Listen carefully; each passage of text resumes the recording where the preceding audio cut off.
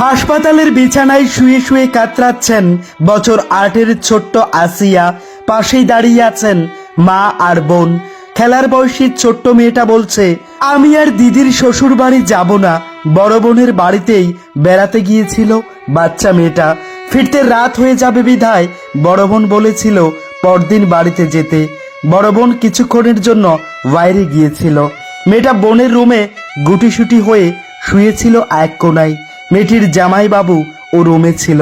বড় বোন ভেবেছিল তার স্বামী যেহেতু আছে তাহলে কোনো সমস্যাই হবে না। তারপর দুপুরের দিকে বড় বোন বাড়িতে এসে দেখে রুমের দরজা বন্ধ, লাইট নেভানো, গুটগুটে অন্ধকার। তড়িঘড়ি করে লাইট জ্বালিয়ে দেখে তার আদরের ছোট বোনটা এলোমেলো ভাবে পড়ে আছে, চেহারাটা ফ্যাকাশে হয়ে গেছে। বড় বোন বুঝতে পারছিল না কি হয়েছে তার আদরের বোনটার সাথে। অনেকক্ষণ পর যখন বুঝতে পারে তখন অনেকটাই দেরি হয়ে গিয়েছে। বড় বোন শাশুড়িকে হাত জোর করে তার বোনটাকে হাসপাতালে নিয়ে যাওয়ার জন্য, কিন্তু শাশুড়ি নিষেধ করেছিল ঘটনাটা যাতে জানাজানি না হয়, হলে কিনা তাদের মান সম্মান থাকবে না। শাশুড়ি বলেছে কবিরাজের কাছে নিয়ে যাও, ওকে জিনে ধরেছে। বোন তখনও বুঝে উঠতে পারছিল না সত্যি কি হয়েছে। কবিরাজ দেখেই বলল মেয়েটার সাথে অনেক খারাপ কিছু হয়েছে। ৮ বছরের মেয়েকে এইদিকে ভয় দেখানো হয়েছে, যদি কাউকে বলে দেয় তবে দিদির ওপর সব শেষ হয়ে যাবে। মেয়েটা কেঁপে কেঁপে উঠছিল। বড় বোনকে বাঁচাতে সে কাউকে কিছুই বলতে চাইছিল না। বহু কষ্টে শাশুড়িকে বড় বোন রাজি করিয়ে তার ছোট বোনটাকে নিয়ে যায় মাগুরা হাসপাতালে। কোনো রকম দায়সারা ভাবে হাসপাতালে দিয়েই শাশুড়ি পালিয়ে যায় সেখান থেকে। হাসপাতালে আনার পর বাচ্চা মেয়েটার অবস্থা আরো বেশি গুরুতর হয়ে পড়ে।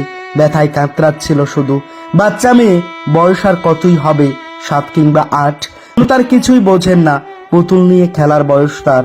মেয়ের মা এবং বোনের সন্দেহ বড় বোনের শ্বশুর হিটুর প্রতি, কারণ উনি এর আগেও বহুবার এমনটা করার চেষ্টা করেছেন বড় বোনের সাথেই।